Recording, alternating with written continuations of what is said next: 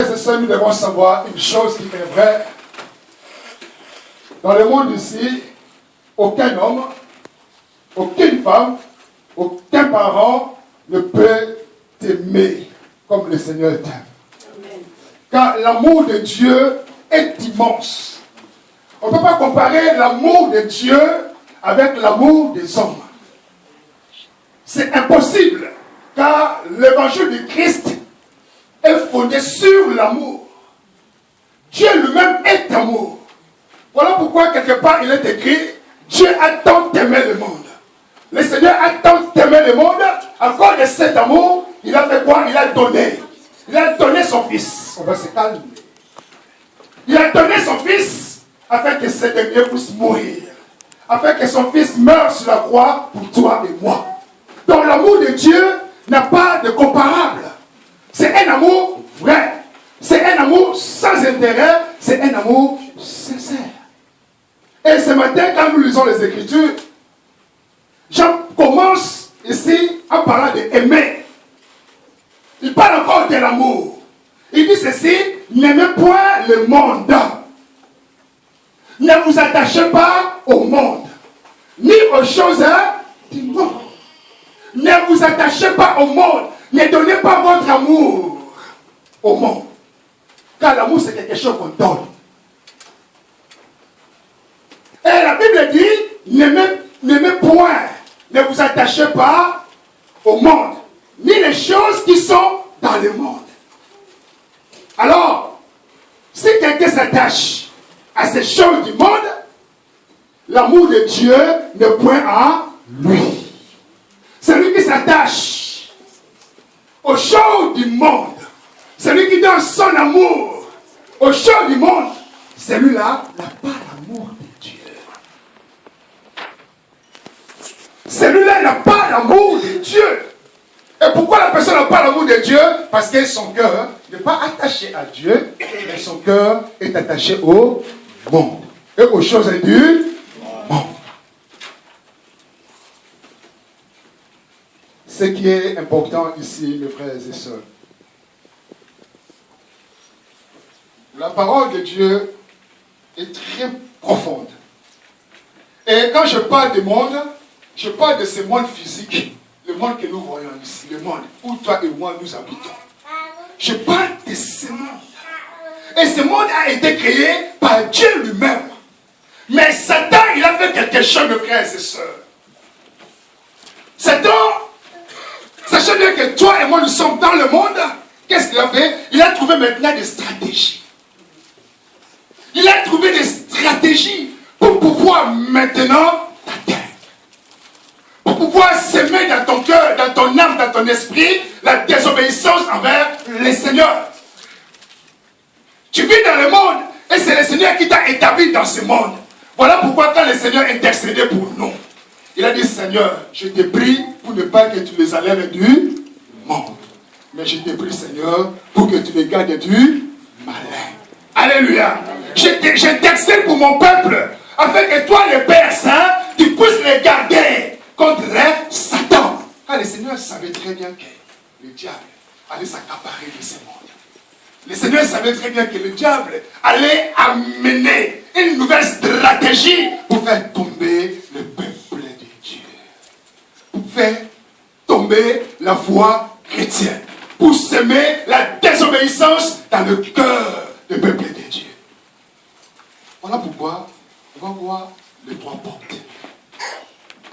Les trois portes dans lesquelles le péché rentre dans la vie d'un chrétien. Les trois portes. C'est très important. Alors, verset 5 nous dit ceci. Car tout ce qui est dans le monde, la convoitise de la chair, la convoitise des yeux et l'orgueil de la vie ne vient point du Père, mais vient du moi. Amen. La convoitise.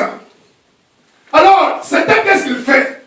Il a essayé de chercher la stratégie pour pouvoir renverser le peuple de Dieu. Et il s'est orienté vers la convoitise. Il a regardé partout. Il a dit, la convoitise, ça sera bien. pour moi avoir ces peuples. Et qu'est-ce que la convoitise? La convoitise, c'est un désir. C'est un besoin très profond. C'est un besoin que tu as dans ton cœur. C'est un désir très profond que tu as dans ton cœur. Et ce désir-là te conduit à faire que de mauvaises choses. Car celui qui convoite n'accomplit pas la volonté de Dieu, mais il accomplit la volonté du diable.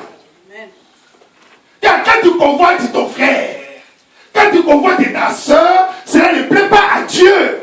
Mais cela plaît à l'ennemi. Alors le diable a cherché et il est allé toucher la convoitise. Il a dit, pour avoir ce peuple, je dois passer par la convoitise. Je dois le pousser à convoiter. Ils vont dire, parce que des fois l'homme me dit, ce n'est pas grave. Mais c'est très grave la convoitise, mes chers amis. La convoitise, c'est un péché. Et le diable a saisi la convoitise. Et dit, c'est par là que je vais les attaquer. Alors, la première convoitise, c'est quoi? La Bible nous dit ceci, la convoitise de la chair.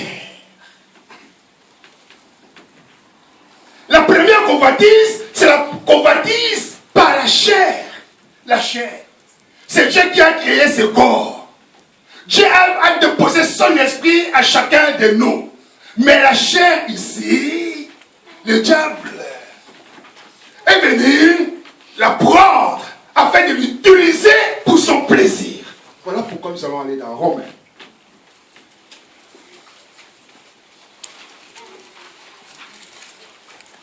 Romains 7, la Bible nous dit ceci, verset 15.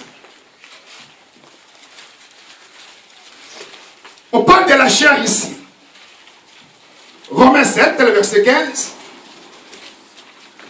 La Bible nous dit ceci. Car je ne sais pas ce que je fais. Je ne fais point ce que je veux. Et je fais ce que je hais. Car... Vous avez trouvé? Ok, on va recommencer alors 15. Car je ne sais pas ce que je fais. Je ne fais point ce que je veux. Et je fais ce que je hais. Or, si je fais ce que je ne veux pas, je reconnais par là que la loi est bonne. Et maintenant, ce n'est pas moi qui le fais, mais c'est le péché qui habite à moi. Ce qui est bon, je le sais, n'habite pas à moi, c'est-à-dire dans ma chair. Alléluia. Amen. Voilà, quand un homme décède, la première chose qui se décompose, c'est la chair. C'est la chair qui se décompose à la toute première, la chair. Parce que c'est au travers de la chair que l'homme convoite et il pêche. Amen. La Bible nous dit ceci, je fais le mal que je ne veux pas faire. Dans mon cœur, il y a une loi qui me dit, la loi de Dieu qui est dans mon cœur me dit, tu dois aimer ton frère. Ça c'est la loi de Dieu. Mais la loi de la chair me dit, tu ne dois pas l'aimer. Donc il y a un combat entre ces deux lois. La loi de Dieu te dit, tu dois aimer. C'est très bien d'aimer le frère. C'est très bien d'aimer la soeur. C'est très bien même de prier pour son ennemi comme la Bible nous demande. Mais, mes amis, la loi de la chair me pousse, me conduit à détester quelqu'un. Voilà pourquoi des fois les chrétiens disent, je ne sais pas pourquoi j'ai fait ça. Je ne sais pas pourquoi j'ai fait cela. Ça c'est la chair. La loi du péché. La loi de la chair. La loi du péché te conduit à faire de mauvaises choses. Qu'est-ce que tu ne voulais pas faire? La chair. Et le diable utilise cette chair pour te conduire à commettre des péchés. Car tout ce que le diable est en train de te montrer, il est malin le diable. Il montre de belles choses. Il montre des choses qui attirent les gens. Et ces choses qui attirent, tu dois savoir que derrière cela, il y a un piège mortel. Derrière tout ce que le diable te montre, il y a quelque chose de caché que lui-même, le diable, ne peut pas te montrer. Car le diable ne peut pas te donner l'amour comme Dieu te donne. Le diable ne peut pas te pardonner comme Dieu te pardonne. Le diable ne peut pas te soutenir comme Dieu te soutient. Le diable ne peut pas te donner tout ce que Dieu te donne. Mais la loi du péché, la loi de la convoitise, habite dans la chair et cette chair te conduit à commettre des choses irréparables. Et ces choses blessent le cœur du Seigneur. Et ces choses t'empêchent de voir la gloire de Dieu, car c'est ta chair qui te dirige. La chair. C'est un combat permanent entre la loi du péché et la loi de l'esprit. L'esprit te dit, fais du bien. L'esprit te dit, écoute, tu sais, c'est ton ami. Vous avez grandi ensemble. Vous êtes partagé de vêtements. Tu connais ses secrets comme il connaît tes secrets. Ok, il y a eu un problème. Par amour de Dieu, pardonne. Ça, c'est l'esprit qui te parle comme ça. Mais la loi de la chair te dit quoi? En tout cas, ce qu'il a fait là, c'est impardonnable. Ce qu'il a commis, c'est impossible de pardonner. Ce qu'il m'a fait, ce qu'il a touché, c'est impossible de pardonner. Voilà le combat dans le cœur. Alors si tu n'as pas l'esprit de Dieu pour discerner que ça c'est Dieu qui me parle, l'autre côté c'est Satan qui me parle, moi je dois faire le choix d'aller vers mon Seigneur. Tu risqueras de faire le choix d'aller vers le diable. Et malheureusement c'est ce qui est beaucoup font. Ils prennent de mauvaises décisions. Car la parole de Dieu c'est comme un miroir. Quand le miroir, tu te présentes devant le miroir, c'est pour voir tes défauts. Nous sommes souvent sortis de nos maisons ce matin, mais avant de partir, nous sommes mirés. Nous sommes allés dire bonjour et au revoir à notre miroir. On s'est regardé, comment je suis habillé, est-ce que ça va bien? Peut-être qu'il y a d'autres ici qui se sont échangés le matin, parce que les habits qu'ils avaient mis au travers du miroir, ça ne donnait pas bien. Ils sont partis s'échanger. Alléluia. Amen. Ah, amen. Donc il s'est passé ce matin. Gloire à Dieu. Donc mes frères et sœurs, tu as regardé le miroir. Le miroir t'a dit, ce n'est pas bien ce que tu as porté, tu dois t'échanger. Mais la parole de Dieu aussi c'est un miroir. Quand la parole de Dieu sort, c'est pour montrer notre cœur. C'est pour toucher notre cœur. C'est pour dévoiler ce qui est dans le cœur. La parole de Dieu c'est un miroir. Et celui qui aime bien ce miroir, celui-là. Quand la parole de Dieu te dit, dans ce domaine-là, tu commets le péché. Dans ce domaine-là, tu commets des fautes. Qu'est-ce que la personne va faire? Je vais changer. Comme certaines personnes ce matin sont parties s'échanger parce que le miroir a déclaré que tes chaussures ne sont pas belles. Ton habit ne va pas bien avec peut-être ta ceinture, avec ta veste, avec quoi que ce soit, je ne sais pas. Donc la parole de Dieu c'est un miroir, mes frères et sœurs. Et ce matin, ce miroir te parle de la convoitise. L'arme puissante que le diable est en train d'utiliser pour détruire. Détruire les églises, détruire les familles, détruire les couples, détruire les enfants, détruire les vies. Tout cela pour nous séparer du Seigneur. L'objectif du diable, c'est mettre dans ton cœur la désobéissance envers ton Dieu pour qu'il puisse te gagner et te toucher. Donc il y a une loi qui dirige notre être. Il y a deux lois, pardon, qui dirigent notre être. Il y a la loi de la chair, ou bien le péché, et il y a aussi la loi de l'esprit, qui est la loi de Dieu. Alors, quelle loi que toi, tu suis? Est-ce que tu suis la loi de la chair, ou bien tu suis la loi de l'esprit? La convoitise. La convoitise de la chair. La chair.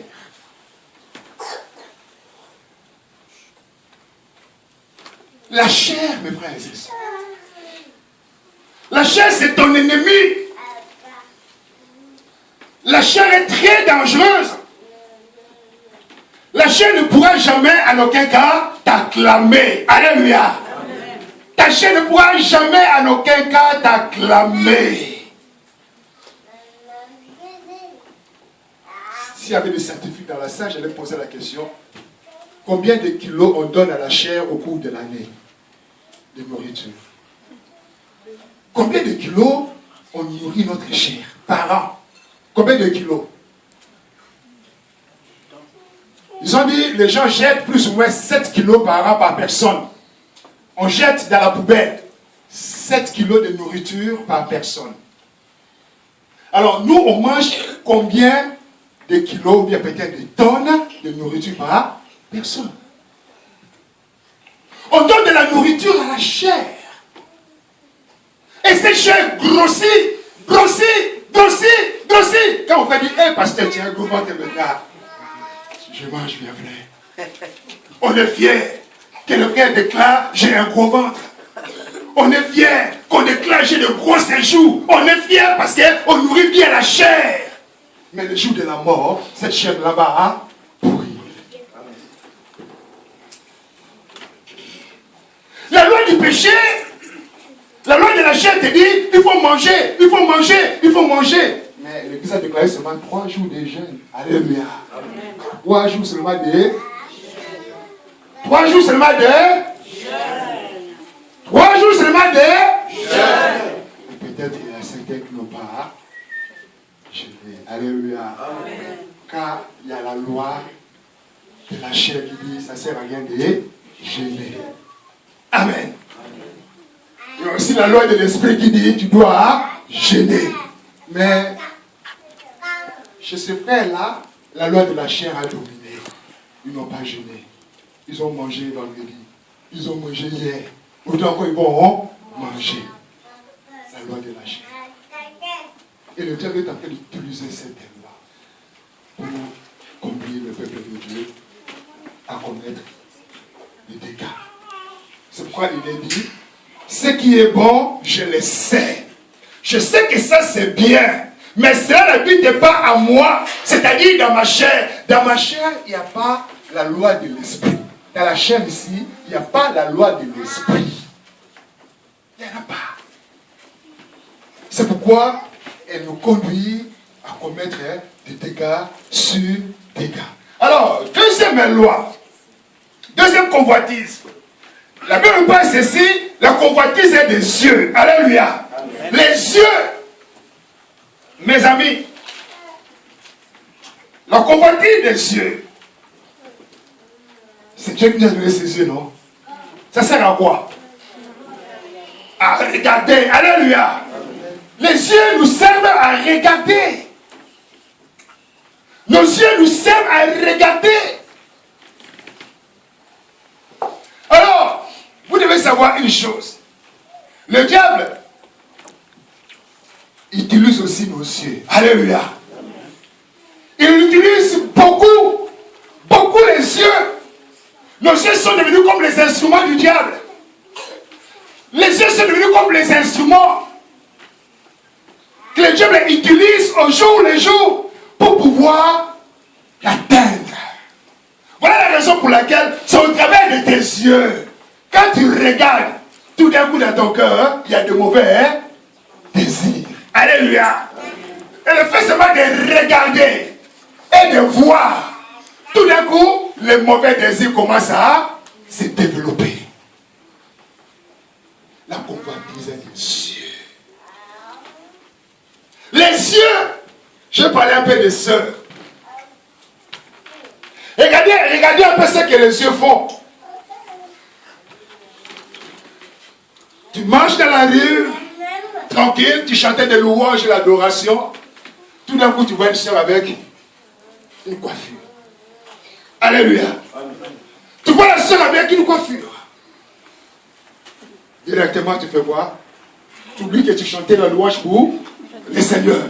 Les yeux commandent maintenant. Les yeux commandent maintenant. Va vers et demande lui où elle se fait. Les yeux. La convoitise des yeux. D'abord, tu as vu. Tu as commencé à convoiter la soeur pour dire, quand je vais faire dans ma tête, je serai comme elle. Oh, ta tête est ronde. Et ta tête est carrée. Sa tête est carrée, ça ne peut pas aller avec toi.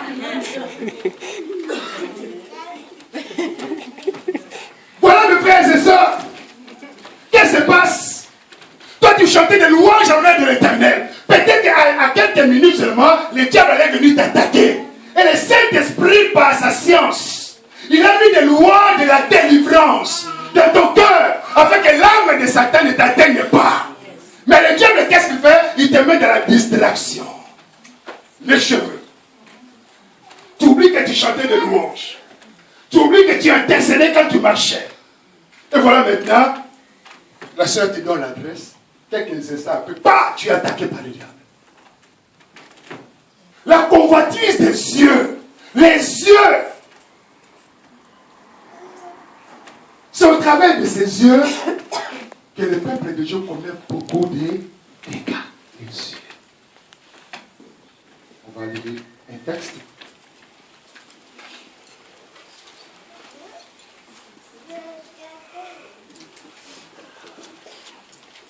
On va aller dans Genèse. Genèse 3. C'est qu'on connaît.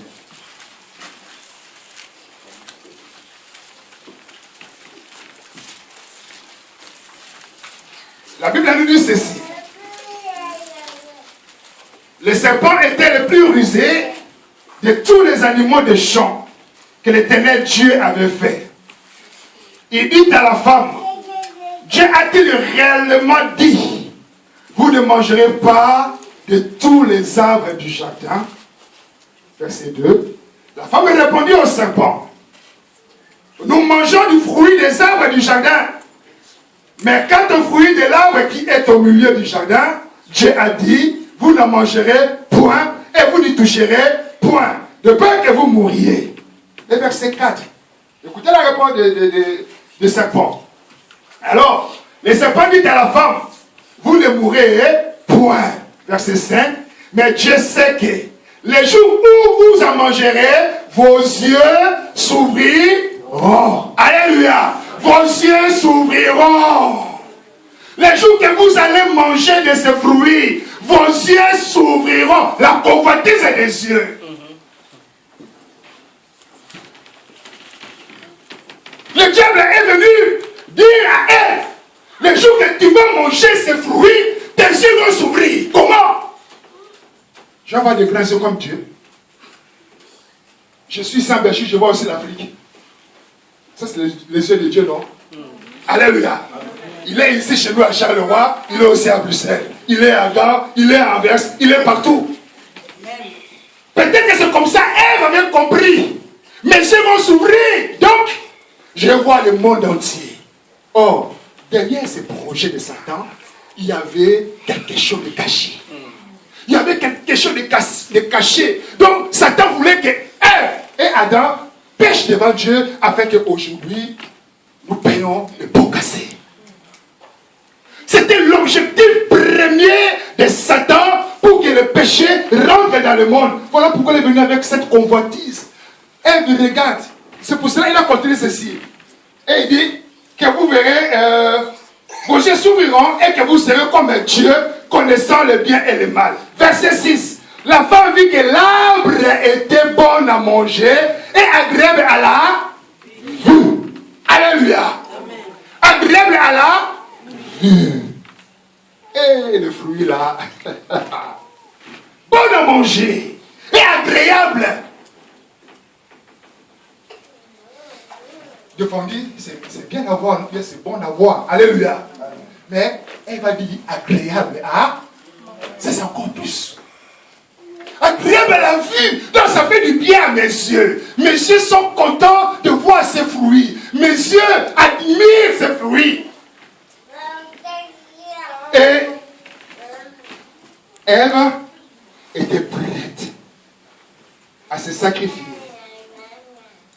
pour manger ces fruits. Et la conséquence, c'est la mort spirituelle. La conséquence de ces fruits qu'Ève a vu seulement et manger, la conséquence, c'est la mort spirituelle. Elle a tout détruit. Tout. Tout ce que l'homme avait construit avec Dieu avant de manger ses fruits, à cause d'Ève, tout a été détruit. Et la mort spirituelle est rentrée. La mort de l'âme est rentrée.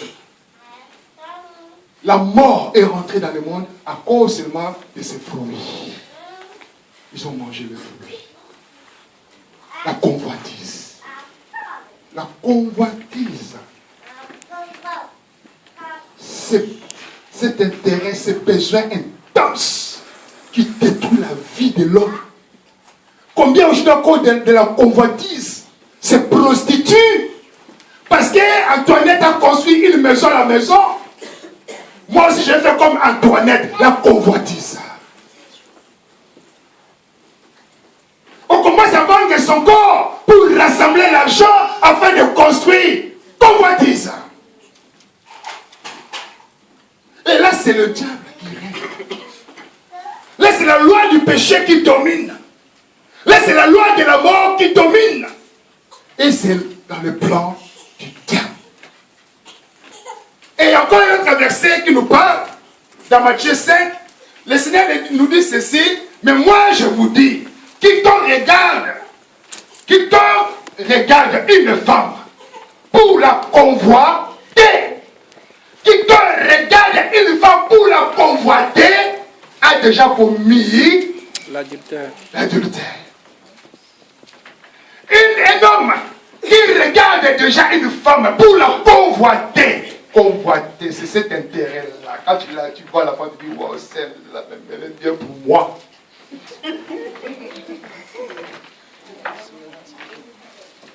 Donc, cet intérêt-là, le Seigneur te dit, sache que tu es déjà tombé dans la convoitise.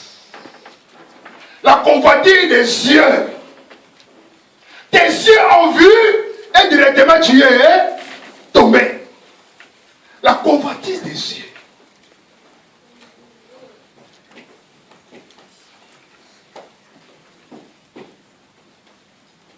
Et troisième convoitise, la convoitise de la vie. Ou bien l'orgueil de la vie. C'est ce que la Bible parle ici, l'orgueil de la vie. Troisième point, c'est l'orgueil de la vie. La Bible dit ceci, tout ce qui est dans le monde, la convoitise de la chair, la convoitise des yeux et l'orgueil de la vie ne vient point du Père, mais vient du monde. L'orgueil de la vie.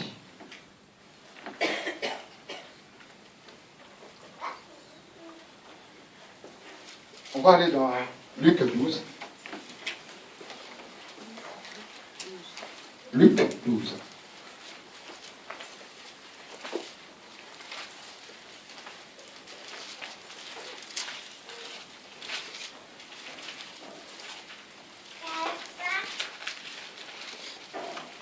Qu'est-ce que la Bible nous dit?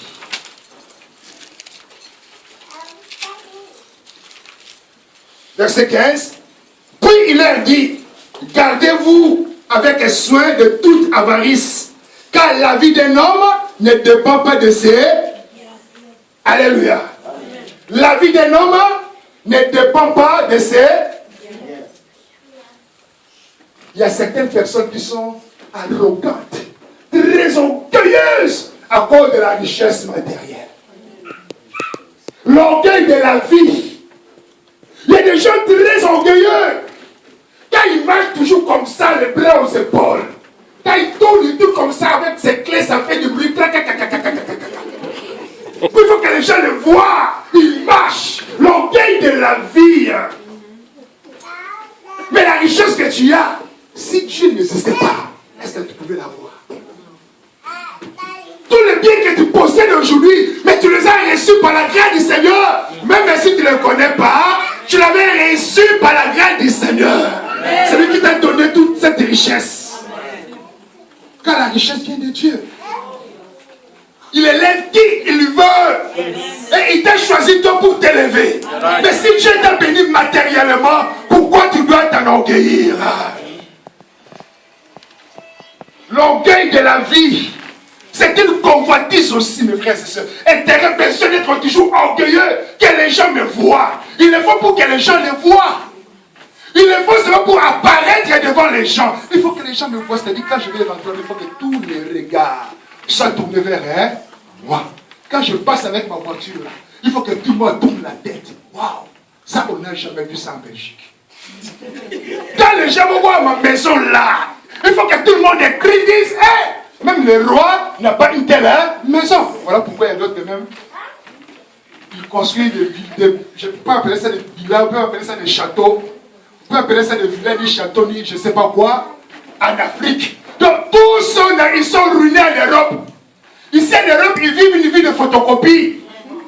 Il n'y a pas, écoutez, il n'y a pas que la vie en Afrique. Alléluia. Aussi, il n'y a pas que la vie ici en Europe. C'est-à-dire, là où tu vis là, tu dois aussi vivre. Beaucoup vivent la vie de photocopie. Je dois souffrir ici en Europe pour aller vivre en Afrique. Ici, écoutez ce que la Bible dit ceci. Hein? Et il a dit, cette parabole, les terres d'un homme riche avaient beaucoup rapporté. Il raisonnait à lui-même, disant, que ferai-je? Car je n'ai pas de place pour serrer ma récolte. Voici, dit-il, ce que je ferai. J'abattrai mes greniers, j'en bâtirai de plus grands. J'y amasserai toute ma récolte et tous mes biens. Et je dirai à mon âme, tu as beaucoup de biens en réserve pour plusieurs années. Repose-toi maintenant, mange, bois et réjouis-toi. Regardez comment cet insensé parle. La convoitise de la vie. Mais j'ai beaucoup de biens. J'ai beaucoup de nourriture. J'ai autant de maisons. J'ai autant de voitures. J'ai autant de terres. C'est pour moi. C'est bien. Dieu t'a béni. Gloire à Dieu. Mais maintenant, mon âme, tu dois te reposer. Tu dois manger. C'est-à-dire, quand tu vas faire ton foufou là, il faut que ça soit gros comme ça. On va pas te, lui qui est derrière toi ne doit pas du tout te voir. Tu dois manger maintenant. Tu as assez travaillé, il faut manger maintenant. Laissez te dire insensé, cette nuit même, aujourd'hui même, aujourd'hui. Dès que tu finis de parler aujourd'hui, moi Dieu, je dois venir faire quoi? Te prendre. Prendre ton âme. Et on verra qui va s'occuper de tes biens. C'est ça le danger. La convoitise de la vie. Les gens travaillent dur pour gagner le matériel. Ça travaille, ça se sacrifie. Moi, je connais des gens qui sont comme des clochards ici. Comme des clochards, il n'achète même pas un pantalon. Il est devenu un clochard. Mais quand tu parles avec lui, tout ce qu'il construit là-bas, tout ce qu'il fait là-bas, mais tu n'as pas vivre la vie de photocopie. Est-ce que tu connais quand tu vas mourir? Qu'est-ce qui prouve que tu vas habiter cette maison? Qu'est-ce qui prouve que tu vas jouir de cette maison? Rien ne prouve. Amen. C'est très bien de construire. Moi aussi j'ai la pensée de construire. Alléluia. Amen. Mais avec beaucoup de sagesse. Amen. Que mon cœur ne soit pas toujours là. Je dois me priver de la prière. Je dois me priver de venir à l'église pour construire ma maison, pour rassembler l'argent et envoyer pour construire ma maison. Non, mes frères et sœurs. Ça c'est le diable. La convoitise de la chair. La convoitise des yeux. Alléluia. Amen. Et troisième point, l'orgueil de la vie. Il faut que les gens me voient. Oui, c'est moi. Il n'y a que moi. Il n'y a que moi qui peux décider. Il n'y a que moi qui peux faire. Il n'y a que moi, il n'y a que moi, il n'y a que moi. Sache qu'il n'y a que moi là, plus que toi, quelque part là-bas aussi. Le roi des rois. Mes frères et sœurs, regardez comment le diable utilise ses stratégies pour pouvoir atteindre notre chair, pour pouvoir atteindre nos yeux et atteindre notre vie. Ce sont les armes que le diable utilise pour semer à chacun de nous la désobéissance envers le Seigneur. Si ce n'est pas par les yeux que tu peux tomber, ça sera par la chair. Si ce n'est pas par la chair, ça sera par l'orgueil. Mais regarde un peu ta vie. Où tu es faible sur ces 3 points-là. Où toi tu es faible. Est-ce que c'est les yeux qui sont faibles pour toi? Est-ce que c'est l'orgueil? C'est ton point faible? Est-ce que c'est l'orgueil? C'est ton point faible? Ou bien c'est la chair? C'est la chair qui te domine. Alors la Bible nous dit encore quelque part, mieux vaut entrer dans le royaume des cieux borne. Alléluia. Amen. Mieux vaut rentrer dans le royaume des cieux avec un seul œil que d'aller en enfer avec les 2 yeux. Si c'est ton œil, mon frère, si ce sont tes yeux qui te conduisent au péché, aujourd'hui tu dois l'enlever au nom de Jésus. Si c'est la chair, tu dois dire à la chair, aujourd'hui au nom de Jésus, tu dois quitter ma vie, car je vais me soumettre à la loi de l'esprit. Ne te soumets pas à la loi de la chair, car ta vie se soumet plus à la loi de la chair qu'à la loi de l'esprit. Car tu fais des choses que tu n'as pas envie de faire, mais tu le fais quand même. Quand tu le fais, tu es dégoûté. Tu dis, pourquoi je fais ça? Pourquoi je n'ai pas fait comme Dieu me demandait? Pourquoi? Parce que c'est la loi du péché qui tombe. Et ce matin, il faut que cette loi tombe. Ça doit tomber. Car le Saint-Esprit est venu pour déchirer, détruire le chien. Alléluia. Le Saint-Esprit est venu pour détruire le chien. L'Esprit de Dieu est venu pour libérer le cœur. Libérer le cœur enchaîné. Libérer les âmes enchaînées. Libérer les esprits enchaînés. Le Saint-Esprit est descendu avec puissance. Voilà pourquoi, ces jours-là, quelque chose est passé dans le monde entier. Quelque chose d'extraordinaire est passé dans le monde entier. Le monde a été bouleversé par la puissance du Saint-Esprit. Et c'est cet esprit-là que nous prêchons encore aujourd'hui. Et c'est le même esprit qui agit encore aujourd'hui. Et c'est le même esprit qui te présente ton miroir. Tu es là devant le miroir. Et le miroir de Dieu te parle. Et tu dois faire le choix. Tu dois te mirer. Tu dois te regarder. Tu dois te regarder ce matin. Il y a 3 points. La convoitise des yeux. Est-ce que ce n'est pas des yeux que tu tombes? Si c'est le cas, va te changer. Si c'est la convoitise de la chair, dis à la chair, moi je ne te veux pas, je vais me changer. Si c'est l'orgueil de la vie, dis à ça maintenant devant le miroir et la parole de Dieu, dis moi, maintenant je te veux plus. Moi je vais me changer. Au nom de Jésus-Christ. Amen. Le diable, c'est sa stratégie. C'est sa stratégie. Il n'y a que ça qu'il utilise. Il n'y a que ça, pas autre. Il n'y a que ça, c'est ça. C'est la stratégie principale du diable. Pouvoir semer la désobéissance. Combien de fois n'avons-nous pas déclaré, ou bien toi-même tu as déclaré, tu as vu, tu dis, mais comment un chrétien peut-il se comporter comme ça? Comment un enfant de Dieu peut-il faire ça? Comment on peut arriver à ça? Oui, c'est la loi du péché qui habite le corps, qui habite l'esprit, qui habite l'âme. Mais Dieu ce matin, il veut nous délivrer de cela. Alléluia. Alors tu vas te mettre debout. Moi je vais t'inviter, tu dois prier sincèrement ce matin. Tu dois faire une prière de la vérité. Peut-être que tu pries, maintenant je vais prier en vérité comme tu vas prier maintenant.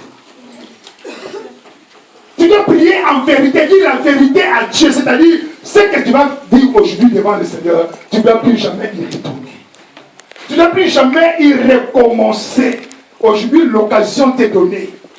Le temps t'est donné aujourd'hui pour pouvoir prier pour ta vie. Pour pouvoir détruire ces choses. Pour pouvoir casser ces choses au nom de Jésus-Christ. Car la convoitise ne doit pas t'accompagner. La convoitise ne doit pas rester avec toi.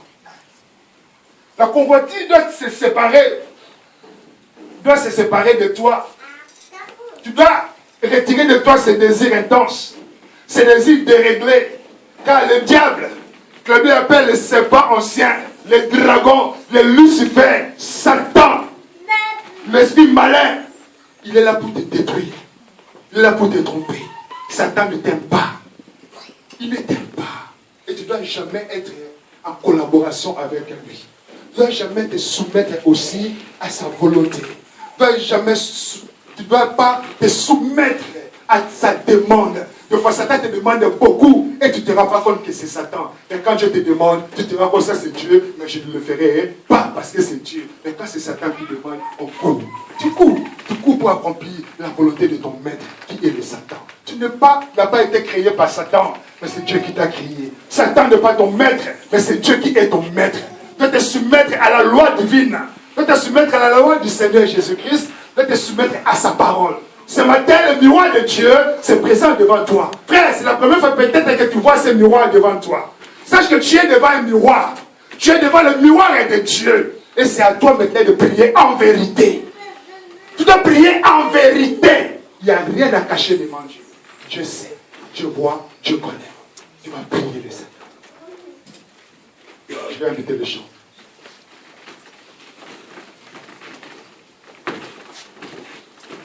Pendant la prière, ne sois pas distrait. Pendant la prière, ne sois pas du tout distrait. Tu vas prier pour toi. Moi, je ne prierai pas pour toi. Ton frère, ta soeur ne priera pas pour toi. Mais c'est ta vie. Ce matin, le Saint-Esprit vient te présenter seulement 3 points. 3 sortes de convoitises. Tu connais là où tu es faible. Tu connais là où le Seigneur veut voir un changement. Tu sais ce que le Seigneur te demande ce matin. Alors nous allons chanter et tu vas prier le Seigneur. Tu vas prier le Seigneur afin de fermer ses portes. Parce que tu avais laissé ses portes ouvertes. Aujourd'hui, c'est l'heure de les fermer. Il faut fermer ses portes afin que le diable ne rentre plus jamais. Qu'il ne rentre plus jamais. Qu'il ne rentre plus jamais. Tu vas prier le Seigneur. Et nous allons chanter. Après ça, on va prier le Seigneur. Veux-tu briser du péché le pouvoir?